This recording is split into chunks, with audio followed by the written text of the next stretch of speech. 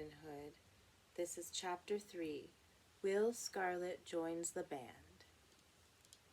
One day, soon after Little John had joined the band, he and his master Robin Hood took their bows and went in search of a fat buck, for the hollow oak which formed their larder was empty.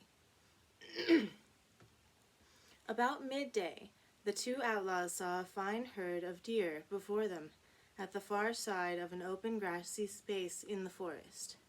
"Yonder is the buck we want, Little John," said Robin Hood. He pointed to a noble stag, feeding quietly at a short distance from the herd of which he was the lord and master. "Then this is the best way to take him," said Little John. "The wind is blowing from the herd towards us. I will work round till the great heart can scent me on the breeze. He will rush in this direction, and you will then have an easy shot." They agreed upon this plan, and Little John was just about to move away when he stopped short and pointed, but said nothing. Robin Hood looked and saw a young man step into the open space from a forest path. The stranger wore a gay dress of scarlet and carried a long bow, while a stout broadsword hung at his side.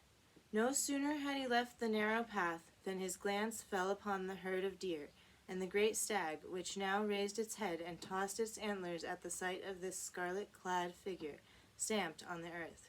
"Who can this gay spark be?" said Robin Hood. "I do not know him," replied Little John in low tones. "He is not of the forest." "By my faith, I should say not," returned the leader.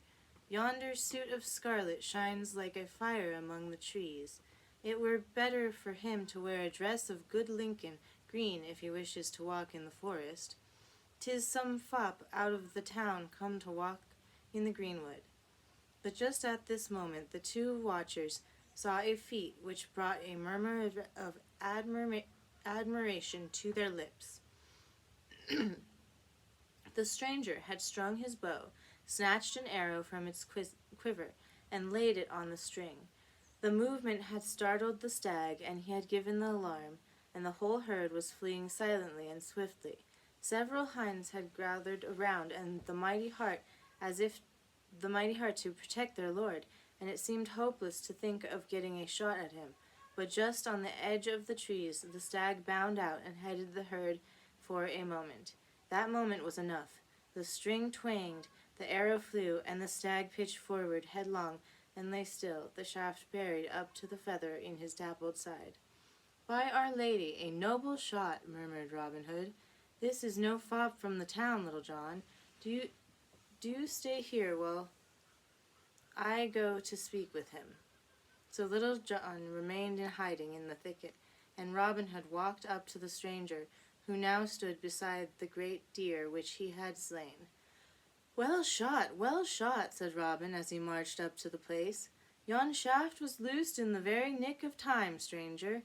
The young man in scarlet looked coolly at Robin, but made no answer. "I love a bold bowman," went on Robin Hood, "and draw to me all that I can. Wilt thou become a yeoman of mine, stranger?"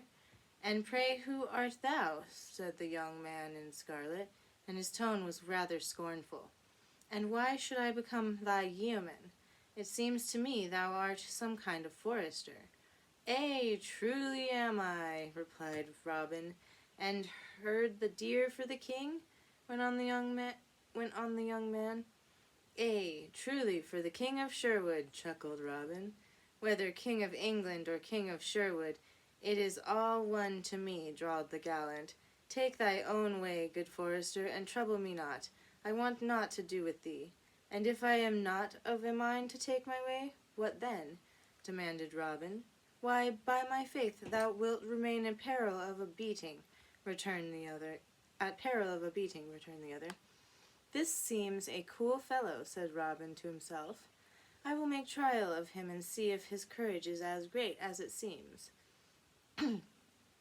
So while the young man in scarlet began to examine the horns of the deer he had shot, as calmly as if no one stood within a mile of him, Robin secretly slipped an arrow on the string. When he gave a great shout, "Ha!" and stamped his foot, the young man turned and saw Robin's bow bent, and an arrow laid full upon his heart. But he changed not his colour, and gave no start, only said in rather a vexed tone, "Get thee gone, forester. What means this fool's play?" "Call you an arrow between your ribs, fool's play?" growled Robin Hood. "I am an outlaw, and the evening of all such gay sprigs as you.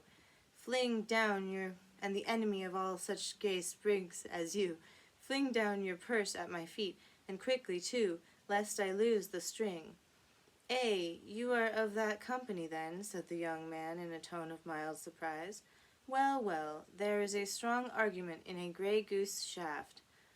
And he turned as if to unloose his purse from his girdle, but instead of unloosing the purse, he clasped an arrow to his own bow, and bent the latter with wonderful speed, so there they faced each other, both in act to shoot, and Robin, who had never dreamed of letting his arrow fly, saw that he was likely to be paid back in his own coin.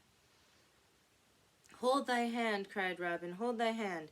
We are likely to slay each other, and there is no advantage in that." "None at all that I can see," replied the stranger coolly, "but the game was of thy beginning, not mine."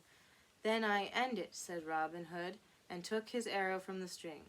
The stranger did the same, and stood waiting. "You carry sword and buckler," said Robin. "So do I. 'Twere shame for us to part without seeing who is the better man."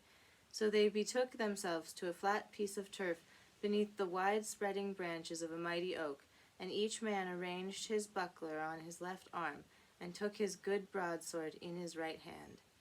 Then to work they went, cutting and thrusting, feinting and parrying. Clash, clang went the heavy broadswords time and again on the stout bucklers, as the blows were deftly caught and warded off. So equal were the combatants that they fought for a good half-hour, and neither had been touched, nor had either of them given way for an inch before the other. At length the combat was ended by a lucky stroke made by the stranger. He cut at Robin's head, and the outlaw's buckler did not entirely check the blow. The point of the gallant's sword nicked Robin along the top of the forehead, and the blood poured down and filled his eyes so that he could no longer see to fight. As soon as Little John saw that his master was disabled, he sprang from his hiding-place and ran up to the spot. "Give me your sword," he cried to Robin Hood, "and he shall try a bout with me, master. I can play with sword and buckler." "Nay, nay, Little John," cried Robin Hood, swiping the blood out of his eyes. "There has been enough sword play. 'Twere shame to set a fresh man on one who has fought so long and so well, and a fair and honest fighter too. He hath never offered a stroke, while I have been at disadvantage." "I am bound to obey," grumbled the big fellow, "but I like it or not, that great gay spark may brag to his cronies that he drew blood from Robin Hood and went unscathed for it." For the first time the gallant in scarlet began to show interest. "Robin Hood!" he cried eagerly. "And have I met Robin Hood and fought him, and yet not known him?" "Why should you know me?" cried Robin. "Who are you?" "Who am I?" laughed the youth in scarlet. "Why, a few years ago you would have known me at once, and I you.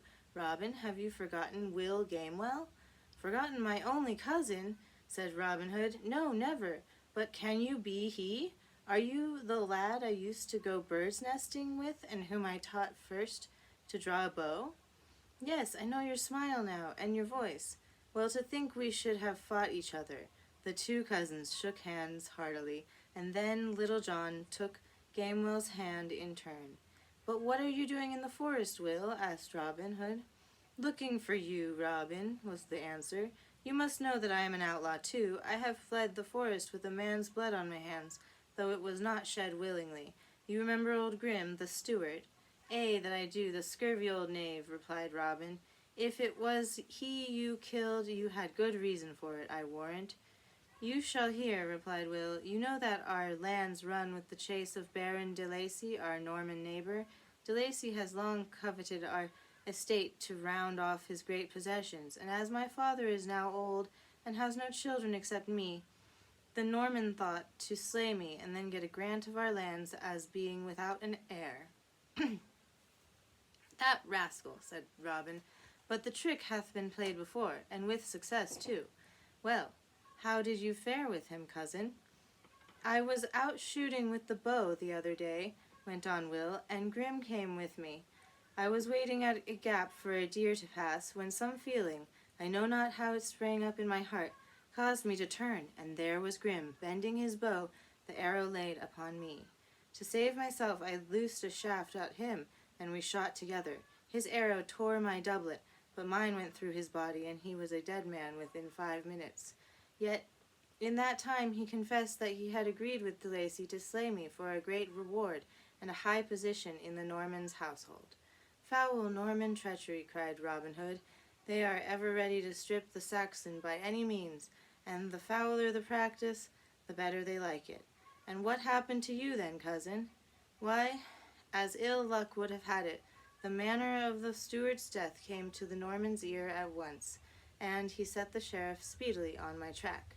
You see, his purpose would have been just as well served if he could see me strung up by a rope for what he called the murder of the rogue Grim." "Ay," replied Robin Hood, "that is easy enough to see. So you fled to the good greenwood, cousin? Welcome to Sherwood and to our forest company. This is Little John, the biggest of us all, and second in our band." Will Gamewell and Little John shook hands again, and Robin went on, "But we will drop your old name, Will. 'Tis best to put aside a name for the owner of which the law is in hot pursuit. You will come in Scarlet, and Scarlet you shall be called. Will Scarlet art thou from this day, my cousin." "Good," cried Little John. "Will Scarlet he shall be in our band, master, and with a new name he shall be a new man, and free of the forest." So Will Scarlet entered Robin Hood's company and swore to be true to the forest laws and the forest ways. "And I will give you the great stag as my first footing," laughed Will Scarlet. "Let it be for the feast of friendship on my joining your goodly company." Robin Hood laughed and applauded the speech. "We were in search of venison when you appeared, Will," he said, "and I had marked down this hart which fell before your strong bow. Now we will carry it to our meeting place, and it shall be as thou sayest. We will feast high today on this rich venison." End of chapter 3. Next chapter is The Curtail Friar. Thank you.